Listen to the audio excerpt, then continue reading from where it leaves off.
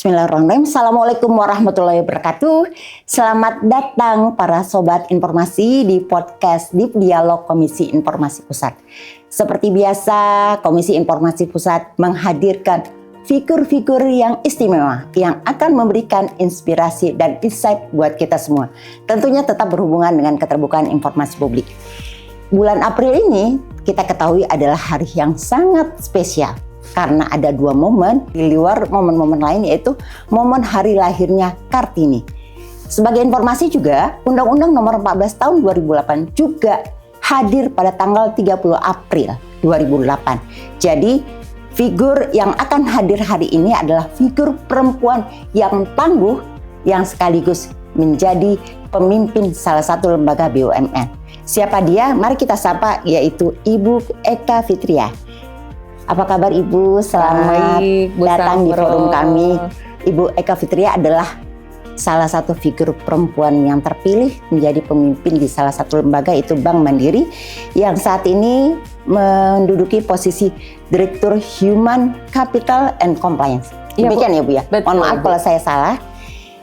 Tentunya kaitan dengan posisi beliau, kita saat ini akan membahas ngobrol-ngobrol aja sih sebetulnya Bu ya, karena kalau perempuan tuh selalu enaknya ngobrol. Betul Bu Samro. Ibu, sebelum saya lanjut saya tanya, Ibu kayaknya cantik banget dengan ini hasil UMKM atau gimana? Oh jelas Bu, ini merupakan hasil dari penjahit, ya, desainer UMKM langganan saya. Waduh, iya. Jadi perempuan juga iya. Ya. Saya juga memperkenalkan juga ini Bu.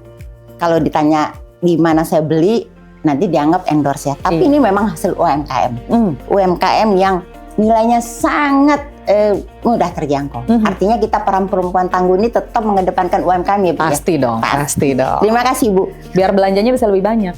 Iya, betul.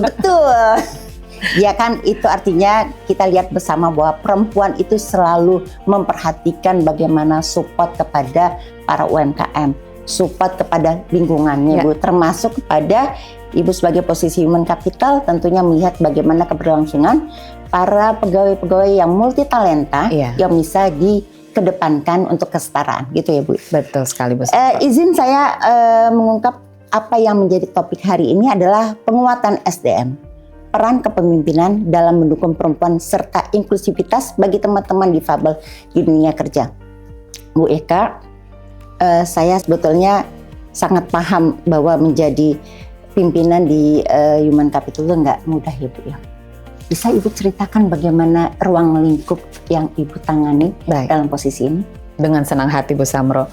Terima kasih pertama-tama saya ucapkan kepada Bu Samro udah mau melibatkan saya dalam bincang-bincang yang pastinya nantinya kita bisa berdiskusi mengenai yang tadi Ibu bilang peran human capital, kemudian juga bagaimana peranan pimpinan-pimpinan perempuan, dan bagaimana kita menegakkan inklusivitas dalam dunia kerja. Jadi kalau di Bank Mandiri, Direktorat Human Capital and Compliance bertanggung jawab secara garis besar untuk pengembangan human capital, peningkatan kapabilitas, memastikan bahwa kami memiliki kecukupan talent, bukan hanya untuk menjadi pemasok talenta-talenta bagi Bank Mandiri, tapi bagi Indonesia, Bu. Karena bank berkaitan dengan ekonomi ya, Bu ya. Bukan hanya itu, kami juga selama ini telah dipercaya untuk dapat menghasilkan talenta-talenta yang mampu berkiprah dan memberikan nilai tambah bukan hanya ke BUMN lain, namun juga ke lembaga-lembaga pemerintah. Diharapkan best practices yang telah diterapkan di Mandiri, baik yang sifatnya peningkatan kapasitas, kompetensi, dan yang paling penting adalah integritas, Bu Samro. Wow. Iya, itu integritas dalam hal yang kompleks ya Bu ya. Betul. Ya. Jadi kami memang kenapa di direktorat ini juga ada mandat compliance di situ. Bank merupakan industri yang sangat well regulated, dan bank memang memiliki amanah untuk dapat menyalurkan dana masyarakat kepada masyarakat kembali untuk memutar roda perekonomian. Nah, disitulah integrity menjadi penting. Compliance atau aspek kepatuhan terhadap pelaksanaan bisnis menjadi penting. Nah, talent-talentanya Bank Mandiri itu bukan hanya cakap secara kompetensi teknis, cakap secara leadership, namun juga kami selalu mengedepankan integritas, baik dalam kejujuran melakukan yang menjadi pekerjaannya dan juga dalam menunaikan amanah, Bu. Jadi kalau Ibu tanya tadi, skopnya seperti apa? Nah, di Undang-Undang dan Peraturan POJK yang terbaru tahun 2025, keluar juga yang namanya kewajiban konglomerasi. Mandiri ini merupakan konglomerasi keuangan, Bu. Jadi tanggung jawab kami di sini bukan hanya menjaga, membangun, dan juga menciptakan talenta untuk Bank Mandiri, tapi juga grupnya, Bu. Kami memiliki 9 anggota konglomerasi keuangan yang tersebar dari industri asuransi, perbankan, manajemen Bank Mandiri ya investasi, ceritanya ya. Manajemen investasi, dana pensiun. Jadi skopnya kurang lebih kalau untuk total pegawai yang dikelola di Bank Mandiri semata itu ada sekitar 70.000, Ibu. Dan untuk total dengan perusahaan anak ada 118.000. Nah, inilah yang menjadi tanggung jawab kami dengan berbagai divisi yang ada di Human Capital and Compliance untuk memastikan amanahnya dapat dijaga, Ibu. Kayaknya udah hampir selesai nih podcast. Langsung total. Tapi enggak, Bu. Enggak dong. Dan namanya perempuan itu selalu kreatif, Bu. Betul. Ya kan? Tangguh tetap dalam hal untuk mengemas sesuatu cerita, ya kan, Bu? Pasti dong. Saya ingin bertanya, Bu. Seperti Sobat Informasi tahu bahwa perempuan itu haknya sama, Bu. Betul. Dengan para lelaki. Setuju. Dalam hal akses informasi. Demikian juga saudara-saudara kita yang dalam kondisi keterbatasan atau yang dikenal difabel. Ya. Nah, terkait dengan itu, Bu, pastinya ketika bicara kesetaraan dalam memperoleh akses informasi, kan tadi Bu mengatakan bahwa sekarang ini seperti apa pengelolaan SDM. Saya ingin mundur ke belakang sedikit, boleh, Bu? Bagaimana mekanisme rekrutmen yang dilakukan oleh lembaga ini sehingga memastikan bahwa ini kesetaraan perempuan tercukupi, terus yang disabel juga terpenuhi, itu bagaimana, Bu? Oh iya, jadi memang, Bu, dalam kesehariannya dari tahun ke tahun Bank Mandiri itu melakukan rekrutmen di kisaran 3.500 sampai 4.500 pegawai dalam setahun. Itu untuk memenuhi kebutuhan pensiun, untuk memenuhi kebutuhan turnover dan juga ekspansi bisnis. Nah, dalam pelaksanaannya, dalam kita melakukan rekrutmen, kami bekerja sama dengan universitas-universitas ternama. Kemudian kita juga memiliki kemudahan akses informasi melalui website kami. Berbagai macam posisi yang tersedia untuk bisa dilakukan aplikasi oleh rekan-rekan yang memiliki keahlian dan memiliki kapasitas serta memenuhi persyaratan untuk dapat dilakukan aplikasinya. Pada prakteknya, yang melakukan pengajuan untuk rekrutmen itu rata-rata hampir seimbang. Rata-rata hampir perempuan seimbang. Laki, baik perempuan termasuk maupun yang laki-laki. Apa namanya dari kalangan yang disabel juga ada juga ya. Untuk kalangan dan teman-teman difabel, kami memang memiliki program khusus, Bu. Jadi sejak tahun 2010 Bank Mandiri itu sudah memiliki program Mandiri Sahabat Difabel. Iya. Saya lihat di IG Ibu itu kemarin. Iya. Ada teman saya juga namanya Bu Samro yang berhasil kami undang untuk memberikan inspirasi. Saya appreciate, Bu. Jadi memang ya seperti kata Ibu, bagus memang ada program khusus. Karena kan kalau dihadapkan kepada sama, prosesnya tentunya mereka perlu effort yang lebih ya. Terus gimana, Bu, tadi yang terkait dengan program khusus? Jadi nanti untuk yang program regulernya, kesetaraan gender dengan kita yang berada di industri service seperti perbankan ini tidak ada masalah. Jadi posisi-posisi seperti tadi Ibu bilang, bisa dilakukan baik oleh laki-laki maupun oleh perempuan, gitu ya. Sementara untuk program khusus Mandiri Sahabat Difabel, itu kita memang bekerja sama juga dengan LSM, dengan lembaga-lembaga pengayom teman-teman difabel. Karena kan di Indonesia banyak lembaga-lembaga yang memberikan pengayaan keterampilan, memberikan juga pembekalan-pembekalan, bukan hanya yang sifatnya technical tapi juga keterampilan. Nah, dengan kerjasama itu mereka akan memberikan rekomendasi kami kemukakan, oh kita butuh posisi-posisi apa aja dalam setahun ini, mungkin kita perlu sekian banyak. Nanti dari situ kita melakukan seleksi, Bu. Artinya untuk dalam proses general memang memperhatikan juga kesetaraan ya Bu ya. Perempuan dan laki-laki. Tetapi untuk saudara-saudara kita yang difabel tentunya kita mempertimbangkan kondisinya juga sekali. Bu izin podcast mungkin kalau Ibu lihat di IG kami, podcast yang terdahulu secara tersirat cerita ini saya ungkap ke narasumber. Wah, ada loh kasih. badan publik yang juga melibatkan seperti itu. Kan kita pernah ketemu sebelumnya ya Bu ya. Betul. Jadi memang teman-teman sahabat informasi bahwa memang teman-teman disabel itu diberi ruang bahwa untuk berkarya. Karena memang salah satu regulasi juga membuat seperti itu ya Bu ya. Hanya barangkali memang setiap badan publik dalam hal ini punya seni tersendiri. Nah ini merupakan salah satu role model yang untuk bisa menjadi referensi bagi masyarakat, tentunya pimpinan-pimpinan bagaimana mekanisme melibatkan para teman-teman disabilitas. Bu Eka, kalau kita melihat kan Ibu sampai posisi ke jenjang saat ini tidaklah mudah, ya kan? Ini saya agak lompat-lompat nih. Waktu Ibu dari awal sampai yang sekarang, ada nggak sih Ibu merasa effortnya tuh harus lebih kali daripada laki-laki? Ada nggak? Karena kan kita nggak mau ya Bu ya, kalau perempuan itu dikasih posisi hanya kasihan, hanya karena memang regulasinya seperti itu gitu kan Ibu ya. Tapi memang kita kompetensi gitu ya. Gimana Bu? Bisa cerita Bu? Wah, dengan senang hati Bu Samro.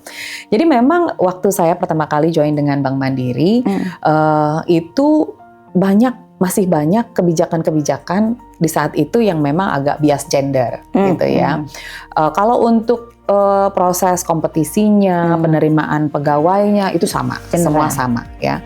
Tapi dalam pelaksanaan tugas sehari-hari gitu ya, kemudian benefit yang diterima itu masih banyak di masa itu sekitar 20 tahun yang lalu yang masih bias gender. Contohnya lebih dari 20 tahun dong. Sudah Bu. Berarti masih awet muda. Ada. Alhamdulillah kalau Ibu masih melihatnya begitu. Pasti ada ini yang digunakan kalau nggak salah air wudhu ya Bu ya. Insya Allah. Karena kalau aku menyebut skincare nanti. Ya. Ya lanjut Bu. Jadi kenapa saya sampaikan demikian gitu ya? Karena kadang-kadang kebijakan-kebijakan tersebut bisa membuat teman-teman talenta perempuan agak kecil hati gitu ya. Contohnya gitu kan, waktu dulu itu fasilitas kesehatan antara pegawai laki-laki dengan pegawai perempuan itu dibedakan gitu Bu. Nah padahal kan kewajibannya sama, targetnya sama gitu ya.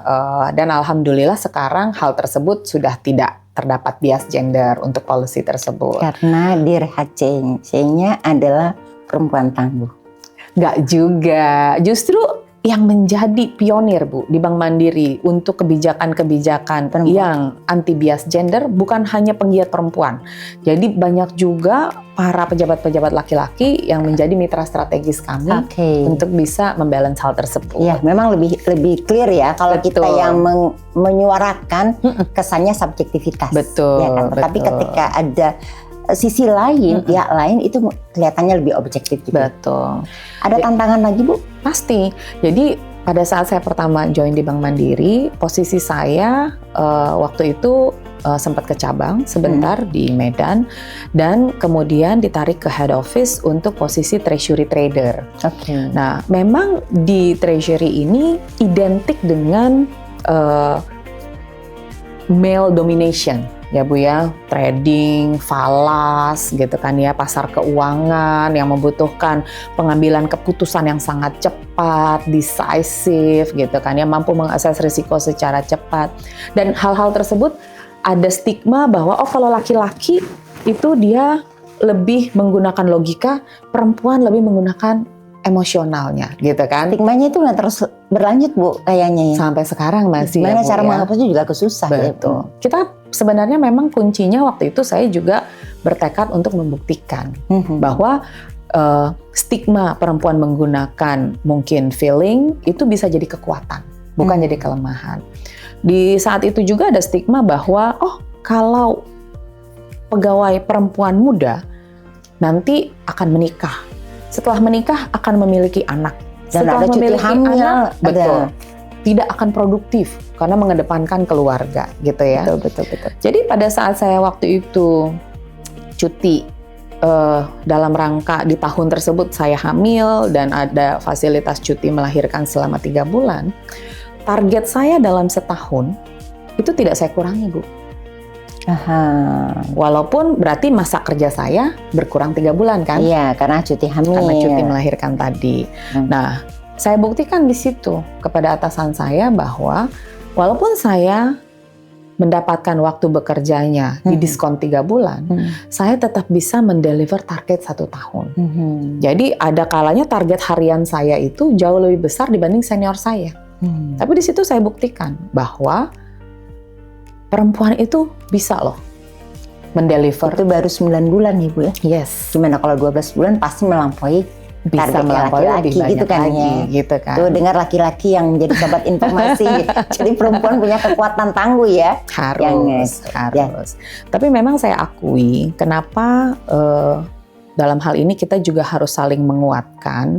Kami juga harus gitu ya, harus selalu melihat apa sih kelebihan para laki-laki, apa yang jadi kekuatan perempuan, dan bagaimana mungkin budaya bisa mempengaruhi, bagaimana rekan-rekan perempuan juga suka terjebak gitu ya dalam pemikirannya yang quote-unquote memanfaatkan status perempuannya gitu ya. Nah di Mandiri kami tuh Bu, karena saya juga mengalami tantangan-tantangan seperti itu, kemudian juga seolah-olah gitu ya ada stigma yang harus kita buktikan tidak benar. Jadi kalau tadi Bu Samro tanya, apakah ada effort yang seolah-olah harus 2 kali lebih berat? Betul gitu ya? Pasti ya. Itu kita rasakan dan saya yakin Bu Samro juga merasakan hal tersebut di dunia profesional gitu ya. Tapi menurut saya itu merupakan ajang untuk kita bisa meningkatkan kemampuan kita. Para perempuan ya. Makanya di Bank Mandiri ini Bu, sampai saya bisa ada di posisi Board of Director, tentunya tidak lepas dari peran para mentor. Saya punya mentor-mentor perempuan yang luar biasa dalam perjalanan karir saya, yang mereka juga memiliki perjalanan dan perjuangan karir yang luar biasa. Selain mentor-mentor perempuan, saya juga memiliki male champions yang jadi mentor saya. Para laki-laki luar biasa yang sangat percaya bahwa perpaduan kekuatan antara laki-laki dan perempuan itu akan membawa impact yang lebih berdampak dibandingkan jika kita mengkotak-kotakan antara mana yang lebih baik. Apakah laki-laki, apakah perempuan. Terbukti Bu, yang namanya diversity, pengambilan keputusan di suatu kelompok yang sifatnya diverse, itu lebih menghasilkan keputusan yang efektif dibanding kelompok yang homogen. Kalau cuman laki-laki aja, kalau cuma perempuan aja. Karena kadang-kadang perempuan kan suka goes to another extreme ya. Misalnya udah jadi pimpinan di sini, oh anak buah saya harus perempuan semua, misalnya gitu kan. Itu juga tidak efektif. Jadi diversity is important. Sebagai pemimpin perempuan, yang menjadi tugas kita menurut saya dapat memberikan tips-tips bagaimana kita mengatasi, ya ibu juga kan pasti balance antara kehidupan keluarga dengan kehidupan profesional gitu kan. Dan tentunya permasalahan yang dihadapi perempuan itu juga dihadapi para bapak-bapak gitu ya. Sehingga para perempuan ini bukan hanya harus mengedepankan hak, tapi juga menunaikan kewajiban, Bu. Iya. Karena pada dasarnya perempuan itu tidak terlepas dari kodratnya juga Ibu ya. Betul. Di kantor dia tetap menjadi pemimpin, pulang ke rumah dia harus menjadi bagian yang harus bagian penting daripada keluarganya, melayani kebutuhan anak-anaknya, tentunya juga dengan suaminya gitu ya Bu ya. Saya mau bertanya juga Bu, di suatu lembaga para pemimpin perempuan seperti Ibu, tentunya ketika berbicara tadi kata Ibu kalau nggak salah Ibu pernah tinggal di Medan. Iya. Nah kalau yang namanya, koreksi saya salah ya Bu ya, namanya perbankan kadang-kala membutuhkan kehadiran pemimpin yang sigap untuk di luar kota. Betul. Nah kalau mekanisme di bank ini, bagaimana mekanismenya? Apakah kemudian langsung diprioritaskan laki-laki atau dibuka secara transparansi? Itu bagaimana? Jadi mungkin hal ini ada di BUMN zaman dulu ya Bu ya, bahwa kalau untuk posisi-posisi penting, figur-figur tertentu, kepala wilayah, kepala cabang, kepala kantor, itu dibutuhkan laki-laki karena laki-laki lebih fleksibel. Nah, namun saya beruntung, saya mengalami perkembangan yang luar biasa baik di Bank Mandiri, di mana saya bukan hanya dipercaya untuk tadi pergi ke Medan, jadi pemimpin di daerah lain, tapi saya juga sempat dipercaya untuk menjadi general manager di negara lain, Bu. Wah, di kantor luar negeri di Hong Kong. Jadi ini juga merupakan bukti bahwa kalau lembaga-lembaga seperti lembaga ibu, lembaga seperti saya secara proaktif embracing kemajuan, kemudian juga berani mengambil langkah yang berbeda untuk hasil yang lebih baik, itu pasti bisa dilakukan. Menjawab pertanyaan Ibu, di Bank Mandiri, semua akses untuk semua posisi itu dibuka secara setara, baik untuk laki-laki maupun perempuan. Dalam proses seleksinya, penilaiannya, kinerja menjadi tolok ukur yang utama, bukan gender. Selain angka juga ada karakteristik leadership style, ya kan? Karena untuk suatu posisi membutuhkan suatu karakter persona yang berbeda, ya. Misalnya pemimpin operations butuh ketelitian, butuh kemauan untuk bisa melihat segala sesuatu dengan granular. Tapi bisa juga ada posisi yang membutuhkan persona yang lebih outgoing, senang ketemu orang gitu ya. Itu menjadi pertimbangan kita juga. Tapi gender itu sekarang bukan menjadi penghalang. Bu, kalau saya tanya juga, itu tadi kan bicara perempuan dan laki-laki ya kan? Tadi kan di awal kita menyinggung juga tentang ketersediaan untuk teman-teman kita disabilitas. Betul. Nah, kalau untuk jenjang karir mereka, adakah kebijakan khusus Bu untuk mereka, tapi tetap memberi kesempatan buat mereka? Gimana Bu? Jadi untuk teman-teman difabel ini Bu, mereka memiliki hak dan akses yang sama untuk promosi. Nah, jadi kalau Ibu ingat waktu Ibu ketemu dengan salah satu rekan difabel Mandiri, dia sudah sampai sekarang jabatannya Assistant Vice President. Serius? Iya, Assistant Vice President, udah tahapan tim leader yang ada di Bank Mandiri. Jadi kami mengencourage juga teman-teman difabel itu untuk bisa tidak merasa berbeda. Jadi baik hak maupun kewajibannya itu sama. Karena yang berbeda kan hanya masalah mungkin ada beberapa perbedaan fisik, tapi kesempatan berkontribusi, kesempatan berkarya, kemampuan memimpin, meningkatkan kompetensi, seperti teman difabel yang ada di IT gitu ya. Dia akan memiliki kesempatan yang sama untuk tumbuh, berkarya, dan juga menjadi pimpinan di Bank Mandiri sama seperti teman-teman yang non difabel. Artinya kalau boleh dibilang kebijakan terkait untuk SDM sudah menggambarkan kesempatan kesetaraan bagi secara inklusivitas ya Bu ya. Betul. Baik itu untuk para perempuan maupun para disabilitas. Betul. Boleh saya tanyakan Bu? Boleh dong. Itu kan yang tadi tentang perempuan, tentang ini mungkin agak keluar dari ini. Ada nggak sih Bu? Kan kalau di luar negeri kan tadi Ibu kan udah pernah. Yang sudah purna bakti dilibatkan gitu. Ada nggak Bu? Kira-kira kemungkinan, bukan kemungkinan, yang sudah dijalankan. Oke. Jadi kalau untuk purna bakti Bu, kita punya forum yang namanya alumni Bank Mandiri. Ya, jadi teman-teman bapak-bapak pemimpin-pemimpin yang sudah purna bakti memiliki wadah yang namanya perkumpulan alumni Bank Mandiri PABM. Nah, bapak-bapak dan ibu-ibu yang sudah purna bakti ini kan masih memiliki banyak kemampuan yang bisa dimanfaatkan. Betul. Ya, jadi dari organisasi PABM itu yang kebetulan pembinanya juga di Direktorat Human Capital, kami membentuk unit-unit kerja gitu ya. Jadi PABM tuh punya unit usaha Bu. Satu, unit usaha pelatihan. Oke. Ya, unit usaha pelatihan. Jadi di situ nanti alumni Bank Mandiri Mereka jadi mentor ya. bisa menjadi mentor, bisa menjadi pengajar, bisa menjadi pembentuk kurikulum bersama-sama dengan Mandiri University, dan bisa kita salurkan bukan hanya untuk Bank Mandiri tapi juga untuk counterpart perbankan kita, Bank Pembangunan Daerah misalnya, ya kan? Karena PABM ini tersebar di seluruh Indonesia. Organisasinya pusatnya di Jakarta, tapi di masing-masing region mereka punya pengurus cabang, Bu. Itu khusus Purna Bakti dari Bank Mandiri. Betul. Nggak ada terbuka untuk Purna Bakti dari lain gitu, Bu? Enggak. Jadi itu memang adalah wadah untuk Purna Bakti Bank Mandiri. Tapi mungkin bisa dipertimbangkan kali, Bu, ya.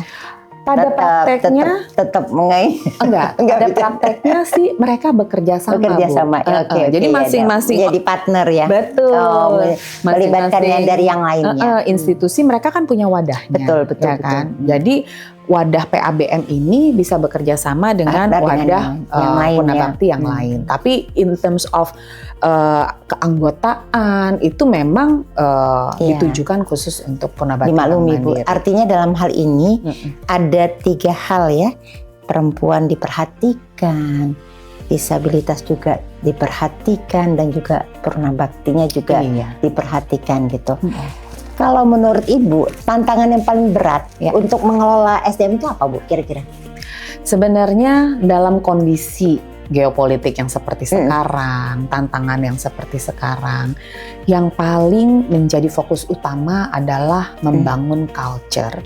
Dan juga memastikan bahwa purpose dari seluruh Mandirian itu merupakan purpose yang sudah ditegakkan, yaitu spirit memakmurkan negeri. Itulah yang membedakan kami, gitu ya Bu ya, sebagai bagian BUMN dan Agent for Change. Bukan hanya berkembang sebagai profesional semata, bukan hanya berkembang untuk kebutuhan finansial individu mandirinya semata, pengembangan kompetensi, integritas, leadership itu ditujukan memberikan dampak yang lebih besar. Tentu saja jika mereka bagus sebagai mandirian, memiliki dampak positif yang baik bagi organisasi, mereka juga dapat berkiprah, berkontribusi di ranah yang lebih luas, yaitu untuk Indonesia. Kenapa, Bu? Karena dalam setiap kegiatannya Bank Mandiri itu memiliki peran sebagai agen perubahan. Pembiayaan kami ke proyek-proyek strategis nasional, kemudian bagaimana kami juga menempatkan orang-orang di BUMN-BUMN yang strategis, bagaimana Bank Mandiri juga berperan dalam diskusi, perencanaan, proyek-proyek strategis dan strategi nasional, itu juga menjadi kontribusi penting kami. Nah, tugasnya kami di Human Capital memastikan bahwa setiap individu yang menjadi karyawan mandiri itu bukan hanya ngantor, Bu.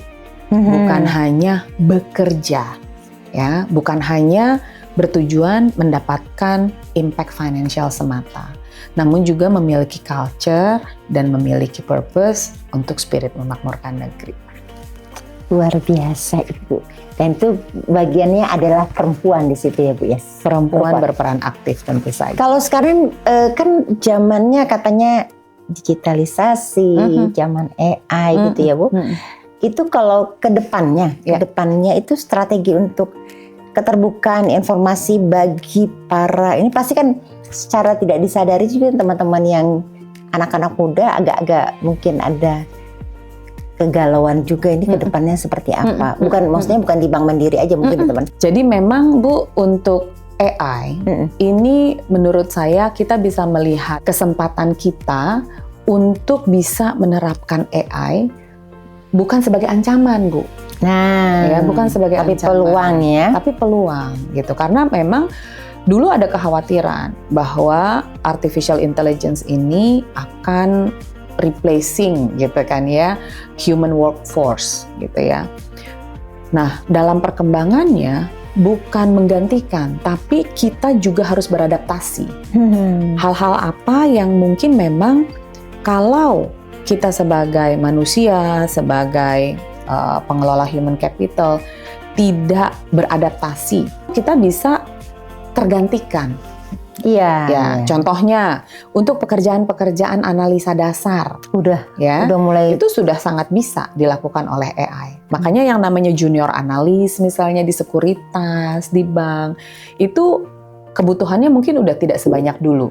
Dulu kan mesti download laporan keuangan, lakukan assessment ya. Sekarang udah bisa digunakan oleh AI. Artinya apa? Artinya keterampilan dari para pekerja di level junior, keterampilannya harus diubah. Harus ditambah hal yang lain yang bukan hanya melakukan analisa dasar, gitu ya. Di Bank Mandiri, Bu, champion AI-nya senior vice president yang membawahi kebijakan strategi artificial intelligence-nya itu seorang perempuan. Wow. Dan ketua Sri Kandi juga. Iya. Jadi di sini kita juga memanfaatkan karakteristik apa yang bisa menjadi solusi peningkatan produktivitas, contohnya, yang bisa dilakukan oleh artificial intelligence di berbagai jenis pekerjaan yang ada di Bank Mandiri. Nah, kalau peningkatan produktivitas yang sudah terjadi dengan bantuan AI, para pegawai tentunya akan terbantu kan, Bu? Iya. Jadi mereka bisa lebih produktif, achievement mereka bisa lebih baik, Betul. kan? Sehingga mereka tidak terancam dengan AI. Justru mereka beradaptasi, terbantu. Jadi kalau kami di Bank Mandiri, strategi kami ke depannya adalah memanfaatkan artificial intelligence untuk meningkatkan produktivitas pegawai, untuk meningkatkan akurasi data, dan juga untuk meningkatkan kemampuan dan kegesitan kami mengantisipasi peluang bisnis. Luar biasa, saya sampai terkesima kalau Ibu menerangkan seperti itu ya. Artinya saya juga banyak mendapat insight dari Ibu tentang bagaimana strategi untuk pengolahan SDM-nya ya. Kalau boleh saya tahu juga Bu ya, kan mungkin secara mekanisme keterbukaan informasi apa yang menjadi Ibu lakukan dalam ruang lingkup posisi Ibu? Ya, jadi kalau dalam human capital dan tentu saja terkait dengan compliance, keterbukaan informasinya banyak yang sudah diatur oleh OJK karena kami lembaga yang diatur oleh OJK. Salah satu contohnya tentu saja karena kami juga perusahaan terbuka adalah berkenaan dengan pencantuman laporan keuangan secara bulanan di website kami. Kemudian juga tadi saya kasih contoh informasi berkenaan dengan kesempatan berkarir di Bank Mandiri, betul, gitu kan ya. Lalu hal-hal yang sifatnya perubahan suku bunga, perubahan produk, perlindungan tambahan, misalnya Bu pada saat ada undang-undang baru berkaitan dengan pelindungan data pribadi. Nah, itu Bank Mandiri secara aktif juga melakukan sosialisasi, melakukan keterbukaan informasi kepada seluruh nasabah kami dan juga vendor-vendor yang bekerja sama dengan kami untuk memperbaharui data, untuk memperbaharui kesepakatan agar sama-sama menjaga pelindungan data pribadi, misalnya. Nah, untuk hal yang lainnya, kami berupaya agar melalui 3 bulanan nih Bu, kita ada analis meeting, public expose yang mengemukakan, Mandiri itu realisasi kinerjanya apa, strategi dalam kondisi geopolitik seperti sekarang akan seperti apa. Sehingga baik nasabah kita maupun investor itu juga memahami hal-hal apa yang menjadi concern mereka dan bagaimana Mandiri menangani. Artinya masyarakat dimanapun ya Bu, dan dalam kalangan apapun tahu apa informasi yang bisa bermanfaat untuk mereka dari Bank Mandiri. Betul, gitu ya Bu ya. Bu Samro. Saya appreciate sekali Bu ketika suatu lembaga sangat memperhatikan namanya keterbukaan informasi. Harapan kami juga dari Komisi Informasi Pusat bahwa penyampaian informasi itu juga terkawal Bu. Ya, memastikan bahwa masyarakat juga akses itu bisa bermanfaat. Ya kan?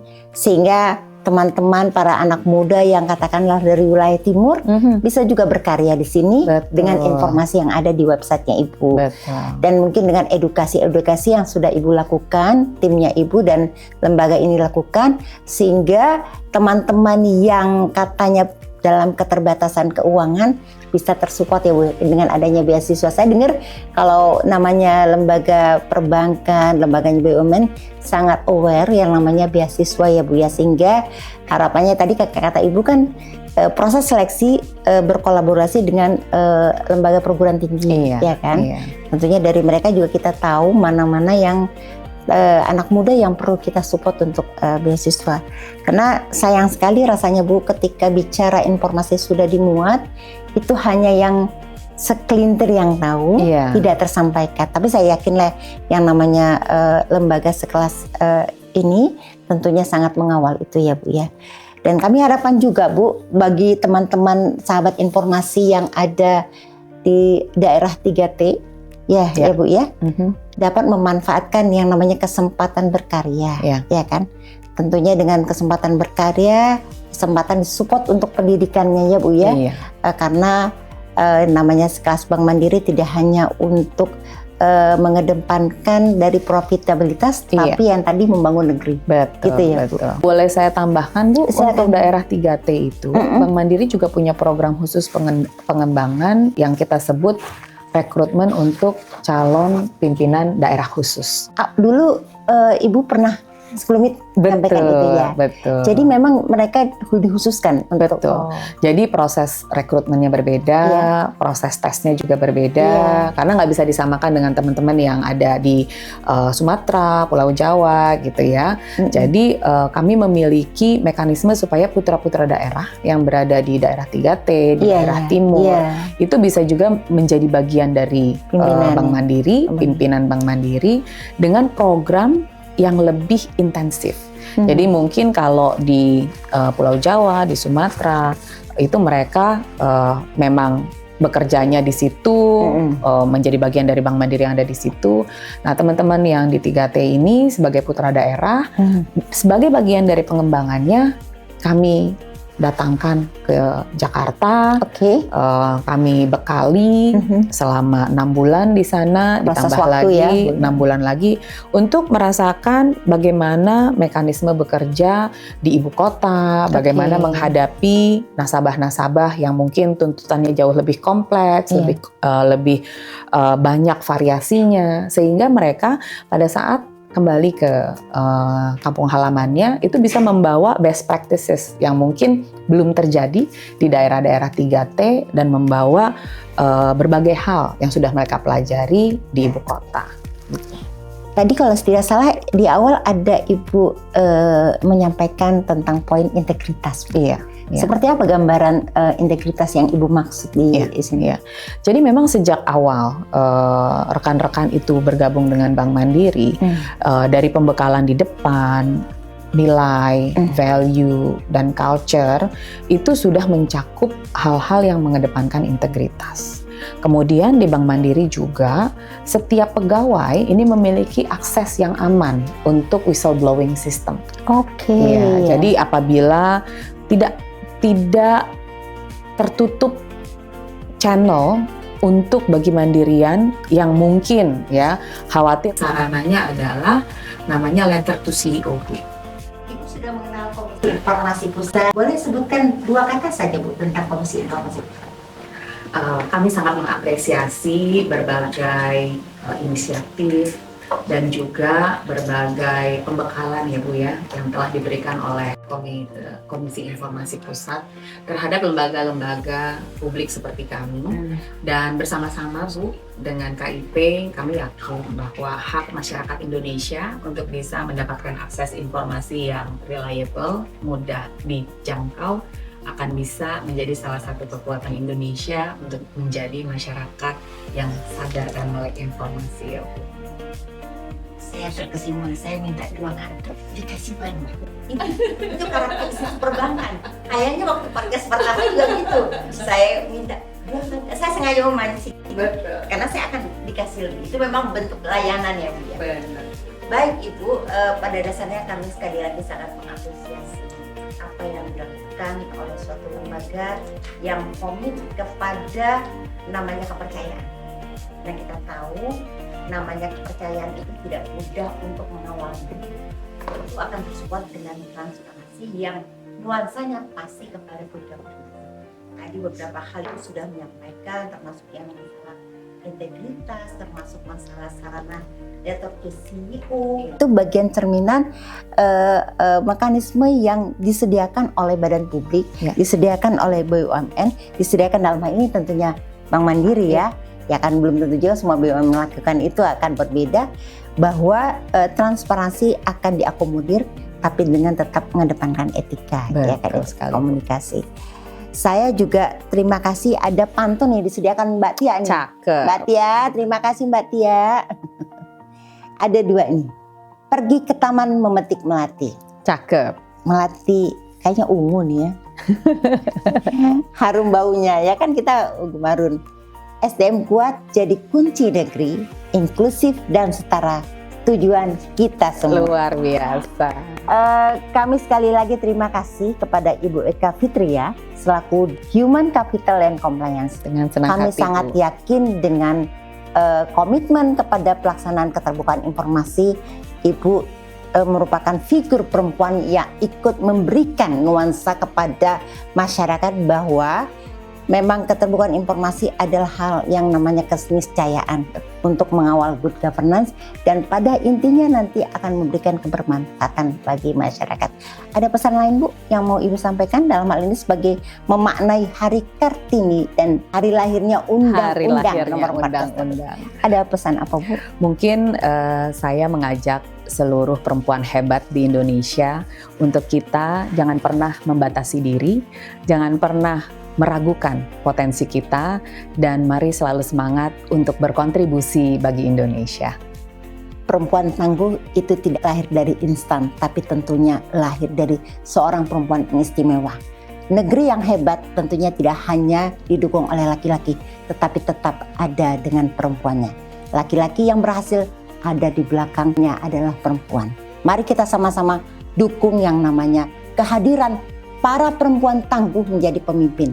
Jangan biarkan pemimpin hanya ada memberikan kesempatan bagi perempuan hanya untuk kasihan, tapi memang sesuai dengan kompetensi. Kami dari Komisi Informasi Pusat menyampaikan terima kasih. Mohon maaf bila ada yang kurang. Terima kasih Bu Eka. Terima kasih Bu Samro. Semoga ini bermanfaat dan berkat. Selamat siang, salam buat Sobat Informasi. Assalamualaikum warahmatullahi wabarakatuh. Waalaikumsalam warahmatullahi wabarakatuh.